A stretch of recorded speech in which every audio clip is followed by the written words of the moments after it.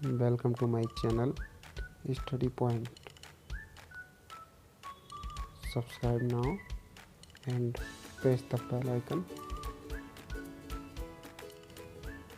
नमस्कार दोस्तों, आज हमने बहुत ही इम्पोर्टेंट चैप्टर ज्वालामुखी लिया है। ज्वालामुखी के बारे में हम बात करेंगे कि ज्वालामुखी किसे कहते हैं और ज्वालामुखी कितने प्रकार की होती हैं और इससे संबंधित जो बनने वाले क्वेश्चन है महत्वपूर्ण बिंदु पर हम नज़र डालेंगे। तो चलते हैं हम ज्वालामुखी की तरफ। ज्वालामुखी किसे कहते हैं? पृथ्वी के अंदर से लावा, राख, गैस और जलवाष्प निकलते हैं, ज्वालामुखी कहते हैं।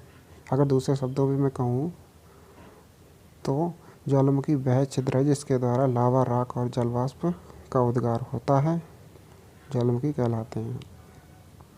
चलते हैं कि ये कितने प्रकार की होती है। ज्वालामुखी जो है कितने प्रकार की होते हैं। इनको अगर उद्गार की दृष्टि से देखा जाए तो ये कई प्रकार के होते हैं। नंबर 1 है पीलियन प्रकार की ज्वालामुखी, नंबर 2 है वल्केनियन प्रकार की ज्वालामुखी, नंबर 3 है स्ट्रोम्बोलियन प्रकार की ज्वालामुखी और नंबर 4 है हवाईयन प्रकार की ज्वालामुखी। तो पहले हम इन्हीं के बारे में बात करेंगे, उसके बारे में हम सक्रियता के आधार पे जो ज्वालामुखी यहाँ बांटी गई हैं उनके बारे में बात करेंगे। सबसे पहले हमारा पीलियन प्रकार की ज्वालामुखी। इस प्रकार की ज्वालामुखी में सबसे अधिक विस्फोटक और विनाशकारी होते हैं। सिलिका की मात्रा अधिक होने के कारण मैग्मा अत्यधिक अम्लीय व चिपचिपा होता है। यहाँ से क्वेश्चन भी बन सकता है कि किसमें सिलिका की मात्रा अधिक होती है, तो पीलियन प्रकार की या फिर क्राकाटाओ ज्वालामुखी इसका उदाहरण है। नेक्स्ट चलते हैं वल्केनियन प्रकार की ज्वालामुखी। इसमें अम्लीय से लेकर क्षारीय तक प्रत्येक प्रकार के मैग्मा होते हैं और उनका उद्गार होता है। गैसों के अत्यधिक निष्कासन के कारण फूल गोभी के आकार के बादल छा जाते हैं। तो इसमें क्वेश्चन भी बन सकता है कि फूल गोभी के आकार के बादल किस में छाते हैं, तो वल्केनियन प्रकार की ज्वालामुखी, ठीक है। और इसका उदाहरण है विसुवियस प्रकार की ज्वालामुखी जो कि इटली में पाई जाती है। नेक्स्ट चलते हैं स्ट्रोम्बोलियन प्रकार की ज्वालामुखी। इसमें अम्ल की मात्रा कुछ कम रहती है। अगर गैसों के प्रवाह मार्ग में रुकावट ना हो तो इसमें विस्फोटक नहीं, उद्गार नहीं होते हैं। यानी कि इसमें उद्गार होने की संभावना कम हो जाती है अगर उनके रास्ते में रुकावट ना हो तो। दोस्तों वीडियो को लास्ट तक देखें। अगर पसंद आए तो चैनल को सब्सक्राइब करें और बेल आइकन का बटन दबा दें। इस ज्वालामुखी से बहुत महत्वपूर्ण क्वेश्चन बनते हैं दोस्तों, तो इसीलिए एंड तक देखें। अब चलते हैं हवाईयन प्रकार की ज्वालामुखी की तरफ। इस प्रकार की ज्वालामुखी शांत होती है, यानी कि इसमें कोई उद्गार नहीं होता क्योंकि इससे निकलने वाला लावा जो होता है वो तरल व क्षारीय होता है, जिससे ये दूर दूर तक फैल कर जम जाता है।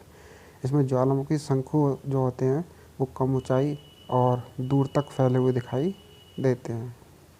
ये तो थी हमारे उद्गार के आधार पे बांटी गई ज्वालामुखी। अब जो आती है सक्रियता के आधार पे, सक्रियता के आधार पे 3 प्रकार से बांटी गई हैं। तो सबसे ज़्यादा क्वेश्चन यहीं से बनते हैं। तो सबसे पहले चलते हैं हम सक्रियता की आधार पे ज्वालामुखी। नंबर 1 है सक्रिय ज्वालामुखी। ऐसे ज्वालामुखी जिसमें लावा गैसें हमेशा निकलते रहते हैं। तो ऐसे ज्वालामुखी की संख्या जो है 500 है, जैसे कि स्ट्रोम्बोली, इसको भूमध्य सागर का प्रकाश स्तंभ भी कहा जाता है क्योंकि कई बार क्वेश्चन में भी आया है ये। और दूसरा इटली का एटना, इक्वाडोर का कोटापैक्सी। ये कोटापैक्सी जो है वो कई बार क्वेश्चन में आया है। यह विश्व का सबसे ऊंचा सक्रिय ज्वालामुखी है। अगर क्वेश्चन में पूछ लिया जाए कि विश्व का सबसे ऊंचा सक्रिय ज्वालामुखी कौन सा है, तो कोटापैक्सी, और ये कहाँ है, इक्वाडोर में, ठीक है। नेक्स्ट है जापान का फ्यूजियामा, और भारत में जो है वो एकमात्र सक्रिय ज्वालामुखी अंडमान निकोबार में जो बैरन द्वीप में है। दूसरा है सुषुप्त ज्वालामुखी, इसको प्रसुप्त ज्वालामुखी बोलते हैं। ऐसी ज्वालामुखी जिनमें लंबे समय से उद्गार नहीं हुआ है लेकिन कभी भी उद्गार हो सकता है।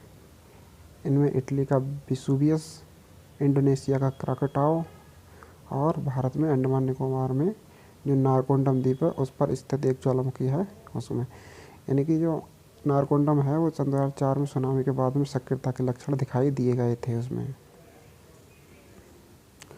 नेक्स्ट है हमारी मृत ज्वालामुखी। ऐसी ज्वालामुखी जिनमें कभी भी उद्गार नहीं हुआ है और भविष्य में भी उद्गार होने की संभावना नहीं हो, जैसे कि अफ्रीका के पूर्वी भाग केन्या में किलिमंजारो। ये किलिमंजारो कभी कभी अफ्रीका आता है लेकिन ये पूर्वी भाग केन्या में है। म्यांमार का पोपा एंडीज पर्वत का एकांकागुआ, एकांकागुआ भी कई बार क्वेश्चन में आया है। ठीक है।